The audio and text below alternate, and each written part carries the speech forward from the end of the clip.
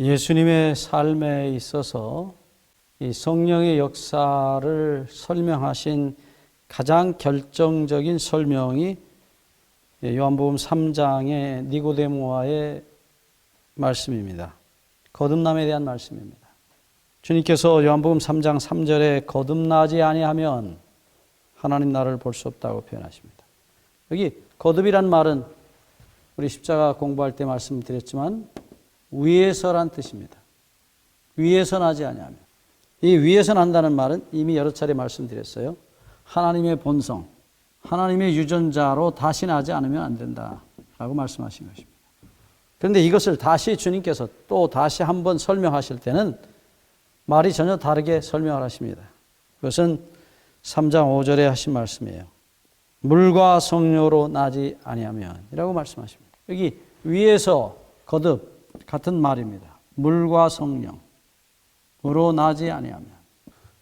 이것도 우리가 이미 한번 자세히 설명을 드렸습니다.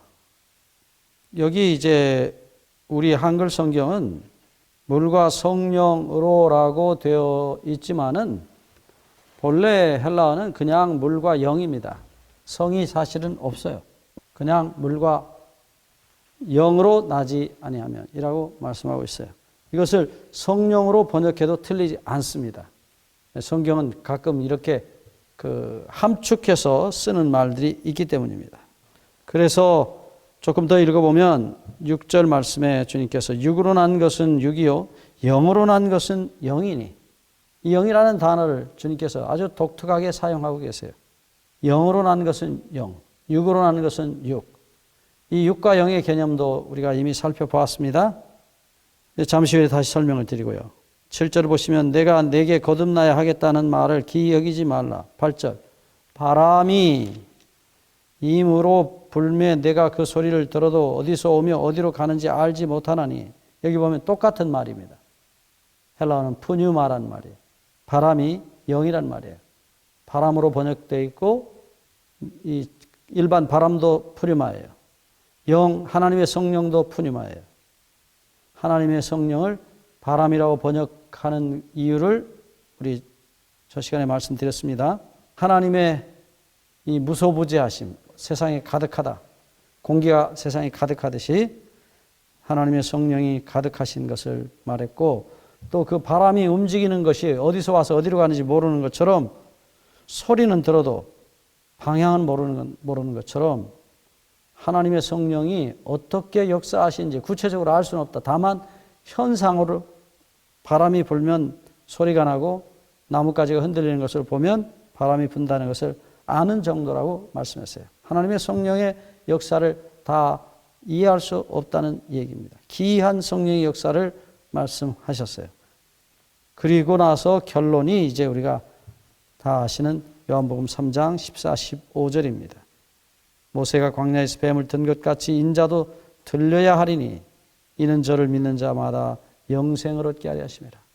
이 놀라운 다시 태어나는 결과를 말씀하시고 계세요. 그 과정은 모른다는 것입니다. 어떻게 하나님의 성령이 움직이시는지, 어떤 방법으로 역사하시는지 우리는 알 수 없지만 성령께서 사람을 다시 낳으시는, 재창조하시는 역사는 분명하다는 사실을 주님께서 말씀하시고 계신 것입니다. 우리가 이미 다 공부했던 말씀이지만 간단히 한 번 더 반복을 하고 가겠습니다. 주님께서 왜 물과 영이라는 말을 사용하셨을까? 물과 성령, 관계없습니다. 근데 이 단어들은 이미 구약에서 에스겔 36장에 자세히 기록하고 있습니다. 주님께서 에스겔 36장 24절부터 시작한 새 언약, 에스겔의 새 언약 가운데서 이방인의 노예가 되었던 사람들을 하나님의 백성으로 다시 낳으시는 모습을 보게 되는데, 그 첫 번째 하나님이 하시는 일이 나타나 있습니다. 그것은 이미 말씀드린 대로입니다. 내가 하나님께서 움직이십니다. 너희를 인도하여 데리고 나와서 구원해서 고향 땅에 데리고 오겠다고 말씀하십니다. 이때 인간이 하는 일은 우리가 다시 한번 복습합니다. 하나님의 구원의 행위에 자신을 맡기는 일입니다. 믿음입니다. 이 믿음에 의해 중요한 공식입니다. 두 번째는 데리고 오신 그들을 물로 씻으십니다. 누가요? 동일하게 하나님께서 내가 물로 너희를 정결케 하겠다고 말씀하십니다. 물이란 단어가 사용된 것은 주목해야 될 말씀이에요. 역시 마찬가지입니다. 믿음으로 자신을 맡길 때입니다. 세 번째, 에스겔 36장 26절에 내가 다시 말씀합니다. 내가 너에게 새 영과 새 마음을 주겠다고 말씀합니다. 영이 여기 나타나요. 새 영과 새 마음을 너에게 주겠다. 역시 죄인은 믿음으로 그것을 받을 수밖에 없어요.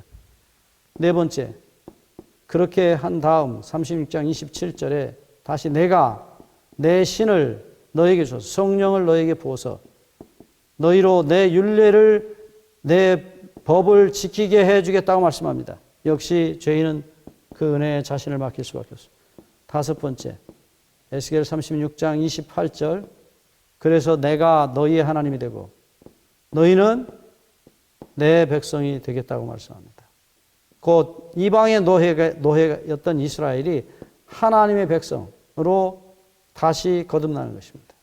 이렇게 이방의 노예에서부터 하나님의 백성으로 다시 태어나는 과정에 물과 영, 성령이 계신 것입니다. 다시 말씀드리지만 예수님께서 이 과정을 마치 겉으로 나타나는 바람의 움직임을 보는 것처럼 그렇게 보이지만 이 과정 전체를 바람이 어디로 와서 어디로 가는지 모르는 것처럼 성령의 역사가 그렇게 신비하게 우리의 마음속에서 일어나서 우리를 죄의 노예로부터 하나님의 백성으로 완전히 신분을 바꿔놓는 다시 창조하시는 거듭나는 역사가 일어날 것을 주님께서 설명하시고 계십니다. 때로 사람들이 자신들이 거듭나려고 노력해요. 여기서 거듭거듭 제가 말씀드릴 때마다 강조하지만 하나님의 하시는 일입니다. 내가라는 말씀이에요. 내가 너희를 데리고 와서 내가 물로 씻기고 내가 새 영을 주고 내가 성령을 부어서 내가 너희를 내 백성으로 만들겠다. 이것은 전적으로 하나님의 행위입니다. 이때 우리 인간의 일은 동일하게 하나님의 은혜의 행위에 자신을 맡기는 것뿐이에요. 그것이 겉으로 볼 때 어떤 과정을 통해서 일어나는지 확실하지만 바람이 흔들리는 게 확실하지만 어떤 방향에서 와서 어떤 방향으로 가는지 하나님의 행위의 신비를 우리가 아무도 이해할 수 없어요. 어떻게 사람 마음속에 하나님께서 역사하시는지를 모른다는 것입니다. 그래서 성령의 역사에 대해서 우리는 전적으로 하나님의 행위에 대해서 믿음으로 맡기는 일 외에는 할 수 있는 일이 없어요. 제가 오늘 다시 한번 강조드리고 또 강조드리고 싶은 것은 여러분이 무엇인가를 하려고 하는 행위를 빨리 포기하라는 것입니다.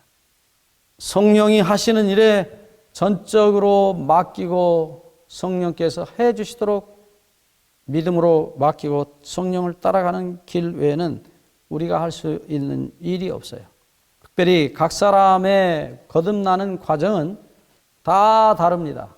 어떤 사람은 이런 방법으로 이런 과정을 통해서 어떤 사람은 저런 방법을 통해서 저런 과정으로 그것은 하나님이 하시는 방법과 길과 하나님의 행위에 의해서 이루어지는 전적으로 하나님의 행위의 일인 것입니다. 오늘 꽤 많은 그리스도인들이 자기가 무엇을 이루려고 노력하는 것, 자기가 하나님을 앞서가고 하나님을 데리고 가고 하나님에게 무슨 일을 시키고 그리고 하나님 앞에 울며 매달리며 결론은 자기의 뜻을 이루어달라고 기도하는 것입니다. 아닙니다. 결코 아닙니다. 우리는 전적으로 하나님의 성령의 역사에 굴복하고 자신을 맡겨야 합니다. 오직 맡기는 믿음으로만 우리는 다시 거듭날 수가 있어요. 예수님이 그런 삶을 사셨어요. 우리에게 모본이 되셨어요. 거듭 말씀드립니다. 예수님은 요한복음 5장 30절에 내가 아무것도 스스로 할 수 없노라. 성령이 시키시는 대로 성령이 이끄시는 대로 따라가지 않는 이상 아무도 하나님의 백성으로 거듭날 수 없다는 사실을 주님께서 거듭거듭 말씀하신 것입니다. 그래서 이 거듭남의 과정을 니고데모가 너무나 모르기 때문에 요한복음 3장 10절에 예수께서 가라사대 너는 이스라엘의 선생으로서 이러한 일을 알지 못하느냐. 당시 종교 교사였다고 하는 목사요 신학 박사였던 니고데모가 이 성령의 역사를 전혀 알지 못했다는 사실이에요. 11절 진실로 내게 이르노니 우리 아는 것을 말하고 본 것을 증거하노라. 그러나 너희가 우리 증거를 받지 아니하는도다. 12절 내가 땅의 일을 말하여도 너희가 믿지 아니하거든 하물며 하늘 일을 말하면 어떻게 믿겠느냐.